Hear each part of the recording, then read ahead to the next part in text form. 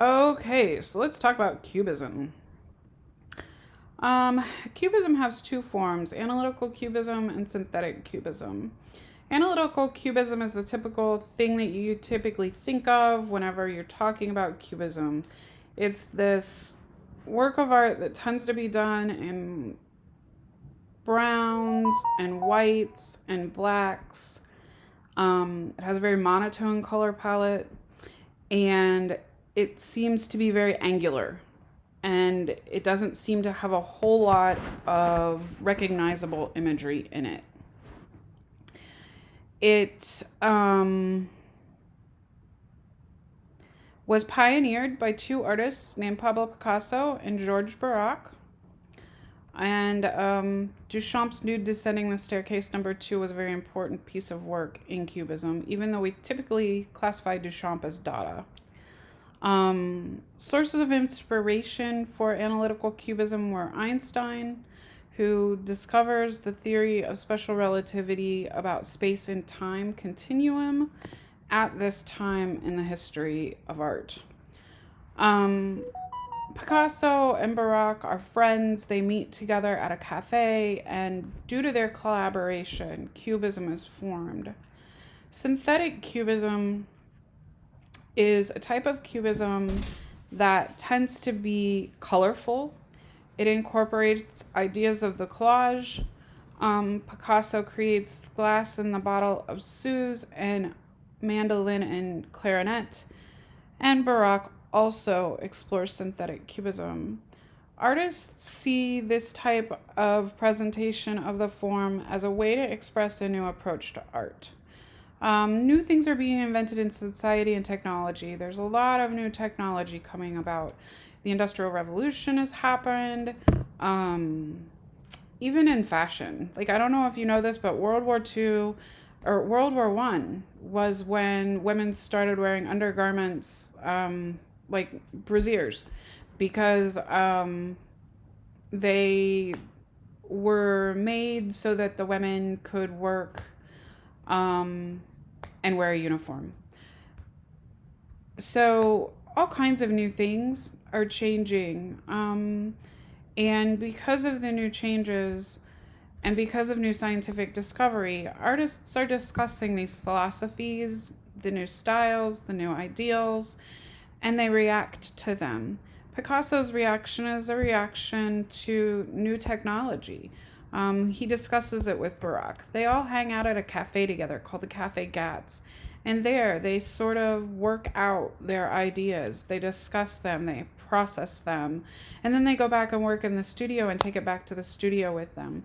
They all influence each other, not just the Cubists. The Fauvists have their opinions, and they influence each other. The Futurists have their own opinions, and they influence each other. This is Picasso. He was the leader of the Cubists. He works closely with Georges Braque to develop analytical and synthetic cubism. He and Braque are friends. They meet at the Cafe Gats. They spend a lot of time discussing their ideas about Einstein and the theories of relativity. Not all of Picasso's works, though, were cubist. Some of them were likened more to surrealism. Others were a result of synthetic cubism. Picasso's legacy includes the use of found objects for art, as well as using non-traditional materials such as cardboard for art. I know that doesn't seem like a big deal. We see artists use all kinds of things now for art, especially in the contemporary art scene. But Picasso really was the first one to come along that said, hey, why can't we use cardboard? Or, hey, why can't we use newspaper or wallpaper or whatever we want to? We're artists, so we should be able to use all kinds of things. And so Picasso really introduces this idea of being able to use found objects as an artistic medium. This is Gertrude Stein. Stein is posing here with the portrait that Picasso painted for her. He painted this particular work of art in 1905. Stein fuels Picasso's career. When he gave Stein her portrait, he creates this image of her, but he dislocates and fractures her face. She's skewed. The face has different planes. He was inspired by pre-Roman occupation and Celtic sculpture in Spain. He had a revelation. The revelation was that a face could be constructed differently than just in the Roman canon that they had been learning.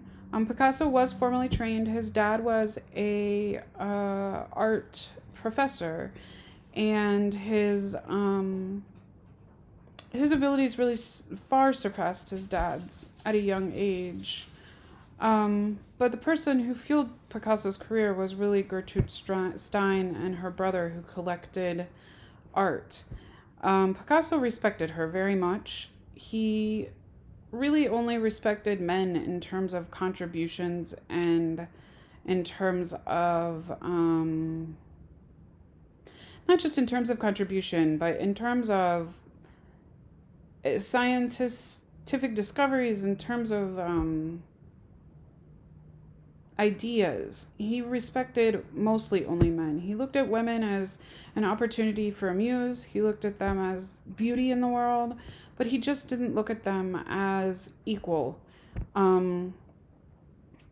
He was married 4 times. His relationships really affected his life and his art. We'll talk about them more and more as time goes on. When he paints Stein, he paints her with man-like qualities. He does this by using a wider stature for the painting. He broadens the frame and makes her seem harsh and brash. She sits forward in the painting as if she's engaging.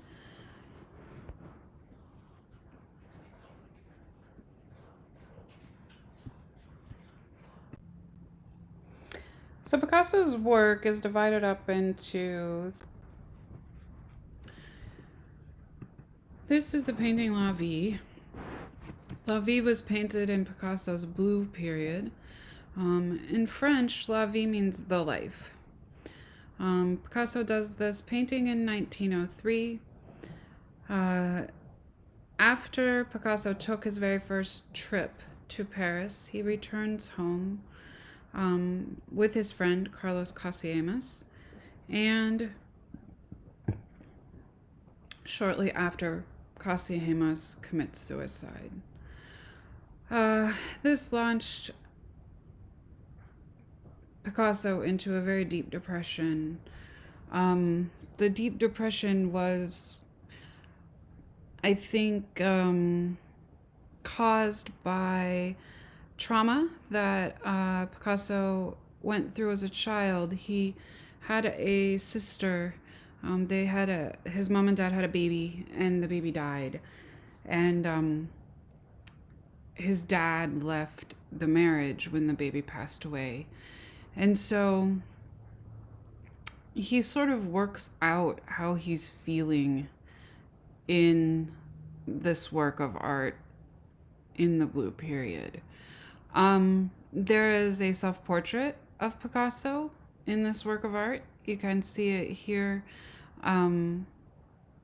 This is the male figure standing in the image is Picasso. He is talking to his mother, and his mother's holding the baby, and then he has a young woman by his side. We don't know whether the baby was the infant that his mom lost as a child. We don't know. We do know that he struggled a lot in his life with depression, and he goes into a deep depression over grieving for his friend Carlos Casagemas. He was only 20, and he was very poor. And so part of the reason he restricted his color palette, we think, was just simply because it seemed easier. But he was trying to communicate the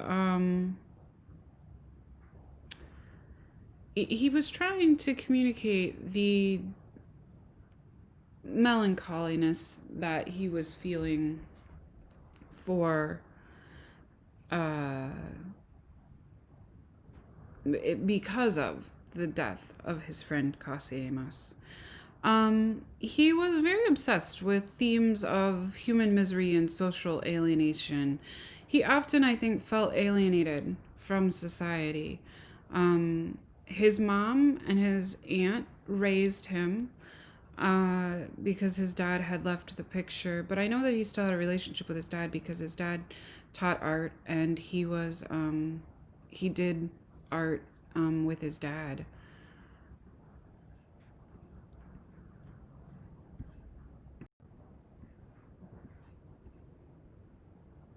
So this is one of my favorite images of Picasso's. It's the Sultan box, and it is part of Picasso's Rose period. So I told you there are two distinct color periods that he goes through. First is the blue period, which I showed you two pieces from, and the second is the Rose period. The Rose period, even though I know this particular work doesn't look like it's heavily influenced by the color rose, is definitely part of his Rose period. The Sultan box really stood for the melancholy or the neglected underclass of the European lifestyle. They were circus performers, and they were the rejected in society. They were often the ones that were nomadic. They were people who traveled from place to place, and they were a family. They all stuck together and were important to one another, but because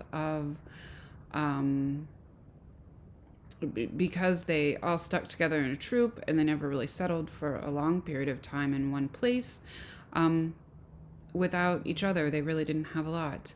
Picasso seems to be able to identify with these people. He enjoys being in their company. He enjoys studying their life, and he paints an image of them. The image that he paints is a family portrait of them.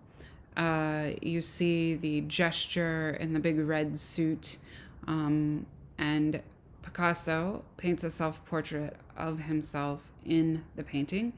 This is him dressed as the Harlequin. The Harlequin is the gesture or the funny man of the circus. And so he identifies well with the Harlequin figure. The Harlequin is often one that makes light of a very depressing situation. And I think oftentimes he feels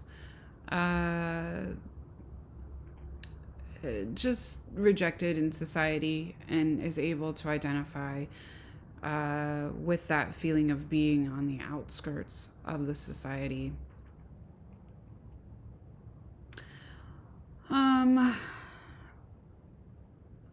The family of the Sultan box pays tribute to the circus's stocks players, the ballerina, the tightrope walker, while also serving as an autobiography. You will find that a lot of Picasso's paintings, including La Vie, serve as autobiography for Picasso. Picasso is a very emotional person, and he works out that emotion on the canvas in his paintings. Some of his paintings are almost as if he took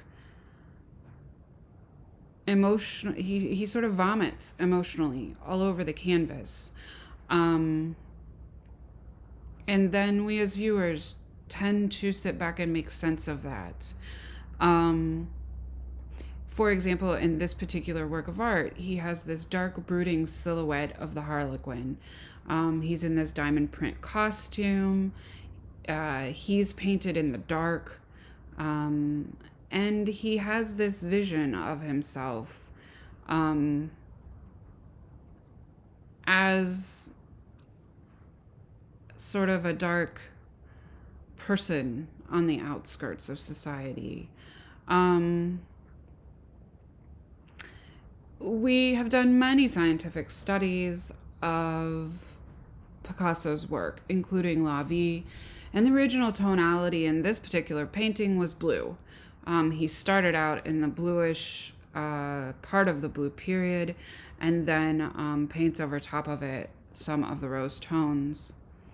Um, when we do the x-ray of this painting, we see that Picasso alters the figures and the composition and switches from blue to rose, consequently allowing the darker paint to show through as he works the canvas. In this way, he creates a contour as well as a dusky veiled atmosphere, and that dusky veiled atmosphere seems to create these figures that are somewhat waif-like. I would say one of the more famous of Picasso's work is this one, De la Maison d'Avignon. He is painting in the prostitution scene in Barcelona. He's taken that show that he saw in 1902 in Paris and utilized the planar analysis of the face to discuss a new way of seeing. For some art historians, they feel that this is the very first Cubist work created by Picasso. Others feel that the collaboration between Baroque and Picasso hasn't divulged far enough for us to consider this to be completely Cubist. We get interesting aspects of Cubism in the work, though. He is interested in cultures that are not influenced by the Western world and that are influenced by colonialism. He's interested in fragmented planes of color and shifting viewpoints. He incorporates the tension of the two versus three-dimensional state of being. So two-dimensional is something that's completely flat, a canvas painting or a piece of paper, a drawing on a piece of paper, whereas three-dimensional is something like a sculpture. And so because of that, it seems to feel, it seems to have this bridge. It seems to be in a gap in between the two. Picasso hires the prostitutes to be models. You can see them standing here in the painting, sort of grouped together. In certain places, Picasso keeps the portrait somewhat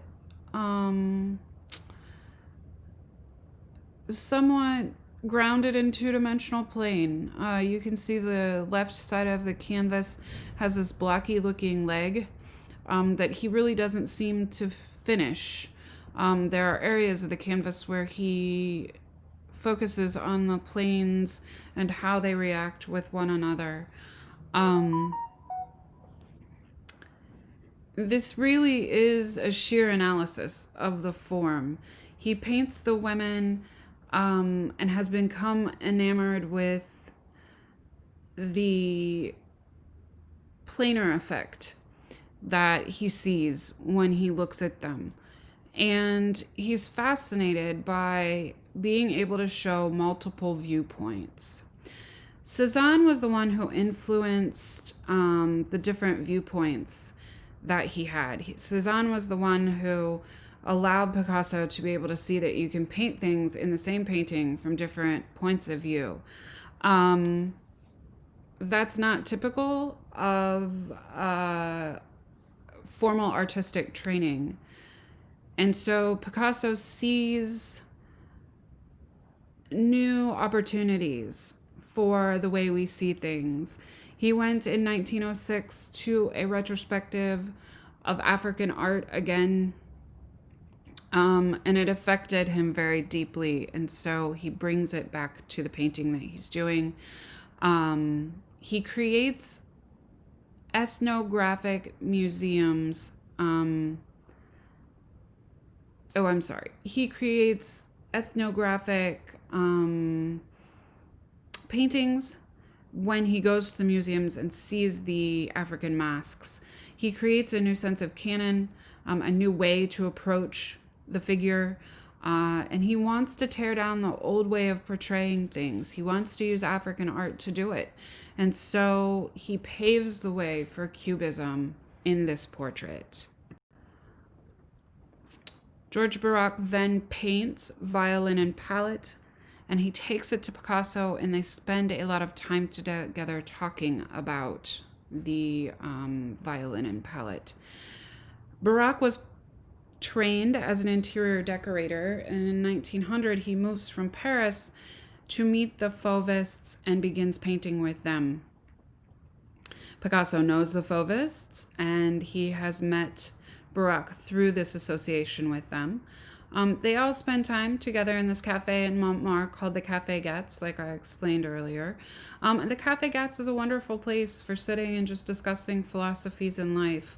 Somewhat like the modern-day coffee house, it was a place in which they could gather and discuss scientific theories and innovations coming up in the world. They could talk about philosophy. They could talk about writing. It wasn't just visual artists who gathered. It was all sorts of like-minded individuals who wanted to discuss their philosophies and viewpoints. They all very much influenced each other. And after after Barak sees Les Demoiselles d'Avignon, he paints Violin and Palette in collaboration with Picasso. Picasso then takes their abstraction a step further and paints Ma Jolie. Ma Jolie means my beautiful, and this officially launches Cubism as a movement.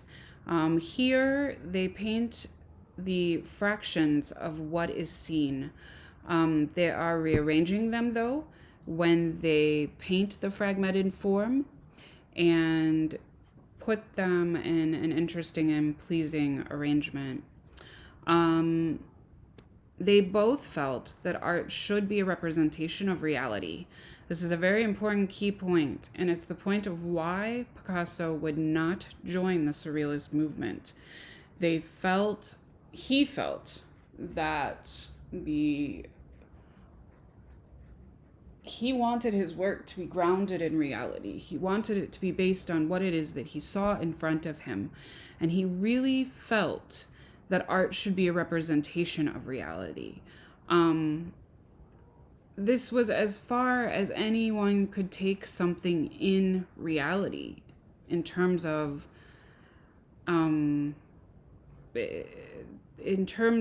exploration of the form. They really felt that they have taken every ounce of possibility in terms of depicting what a violin looks like sitting in front of them and pushed it to its ultimate maximum. It is a reflection of what Picasso sees. He's painting a girl and a stringed instrument in a way his mind takes in the model and processes it.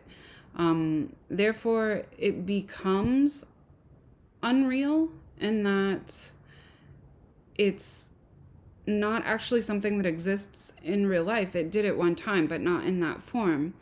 But it is still very much something that is grounded in a concrete visual representation. But then Picasso decides that he's exhausted Cubism. And so he realizes that there's another face to Cubism that he's not capturing here, and that is synthetic Cubism. Synthetic Cubism relies more closely on the recognizable object. Picasso feels that there's no such thing as completely abstracted art, because all art begins with something. And so he decides that he's going to start experimenting with collage. This is a collage, and here he's trying to represent a tabletop with a glue bottle sitting on top of the table. He flattens out what looks and is looking at still life composition. And so he flattens out the composition and tilts the table towards the picture plane. And then he uses collage to create the rest of the painting using bits of newspaper article, bits of wallpaper, construction paper. He's so good at this collage technique that there are places where it is very difficult to tell whether or not he has painted the newspaper or if it's an actual newspaper that sits in front of you. Really good collage is collage that is represented this way, where you can't tell the difference between the painted part and the part that was found object. He is a pioneer of this. And for those of you or those of the world that think that Picasso couldn't paint or that they just don't get Picasso's work, what I would tell you is he is good enough to represent an object in its reality that he can fool you into thinking that object is there. And that the thing that you're looking at is really a piece of cardboard and not his painting, when in all actuality it is paint. To really understand Picasso's collages, you have to see them. You have to be able to see and detect the difference between the surfaces. You have to see them in front of you. The Columbus Museum of Art has a Picasso that is a collage. They have several Picassos. As well as, if you ever get a chance to go to the Metropolitan Museum of Art in New York City, I encourage you to go see Picasso's work, as well as the MoMA, the Modern Museum of Art in New York City. The Guggenheim has a lot of his blue collection. The first time I ever saw a woman ironing was at the Guggenheim, and is really a breathtaking piece of art. But don't miss the work of art that's spectacular and underneath your nose in Cleveland, which is La Vie. This is Pablo Picasso's guitar. Picasso was not only a painter, he was a printmaker as well as a sculptor. And what he does in painting, he does in sculpture, which is taking material that's never been used for in the history of art and creating a precious object out of it, a precious object of art.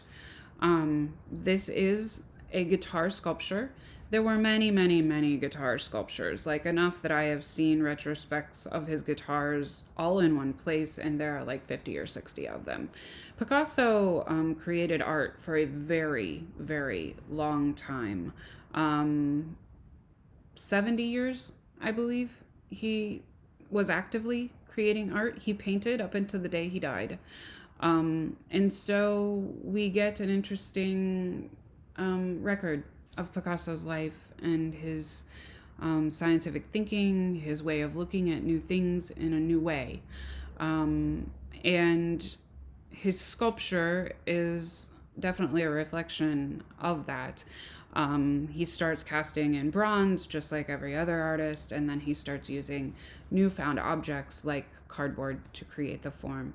His idea here was, how much do I have to really include in the representation of the form to make this particular work of art or sculpture look like a guitar. Here he includes the front of the sound box and the shape of the guitar's body, which really is the thing that makes a guitar a guitar. When you see this hourglass shape, you automatically think of a guitar. The sound box and the hole that carries the sound is also very important, and so he includes those things. This is another one of Picasso's synthetic cubist pieces. It is one in which he incorporates more texture than what we've seen before, and he's adding more pattern and experimenting even more so with the collage in the newspaper. Analytic cubism was about breaking down an object, viewpoint by viewpoint, into a fragmentary object, whereas synthetic cubism was about flattening out the image and sweeping away the last traces of illusion of a three-dimensional space. And so he intentionally makes his works flat. He takes all of those pieces and lays them on a flattened plane so that you don't feel like the piece has depth. Now, in order to understand the collage, obviously the collage has a sense of depth because it has overlapping objects. But in this case, you can see how successful he is at creating something that is very flat. This is a tabletop scene with a fruit bowl, violin, bottle, and newspaper. It's constructed form of color that resembles cut out pieces of paper, but are actually constructed through paint.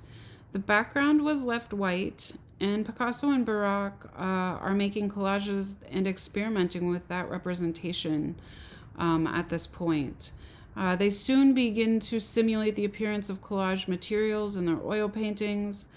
Sometimes they add to the paint and give it a heightened sense of reality. They'll add texture to the paint, various things of that manner. Do you feel that it contains inaccurate information or language that we should improve or change?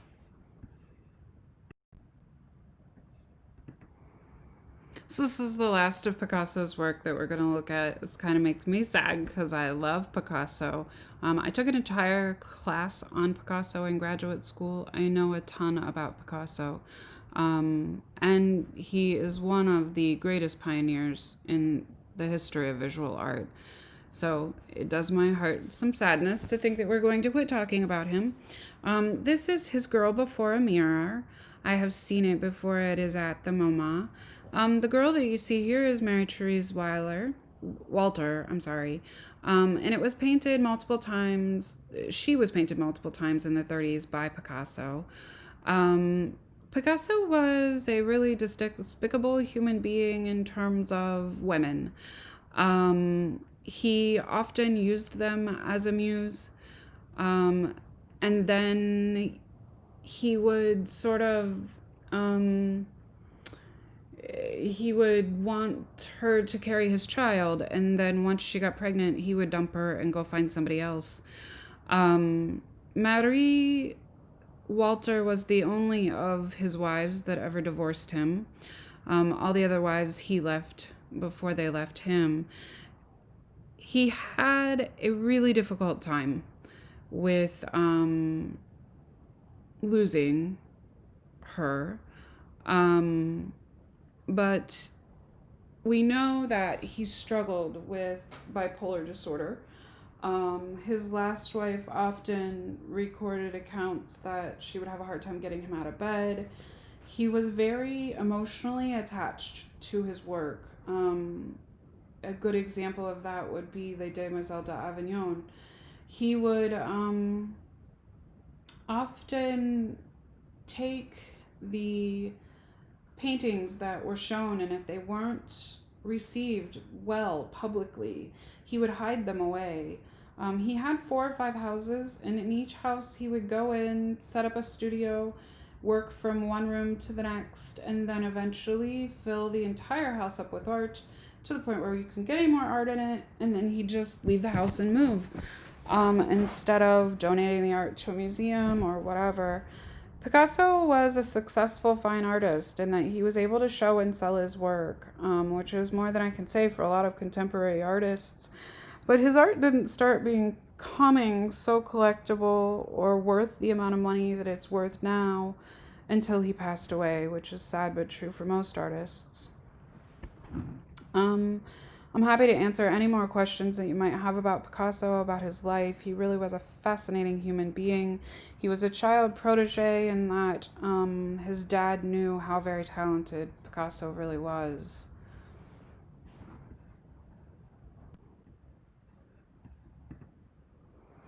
So this is Picasso's Guernica.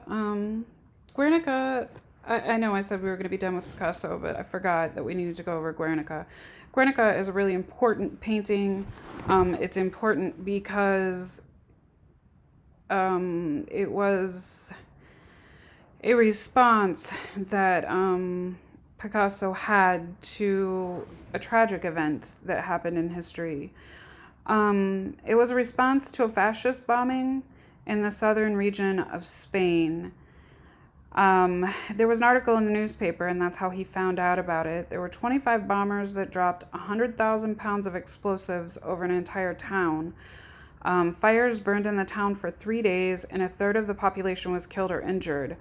The attack seemed pointless and a display of fascist power to further the horror of the event.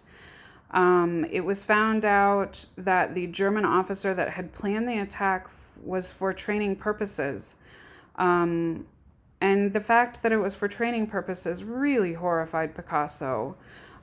He was emotionally deeply moved by the incident. And so this piece was his reaction to it.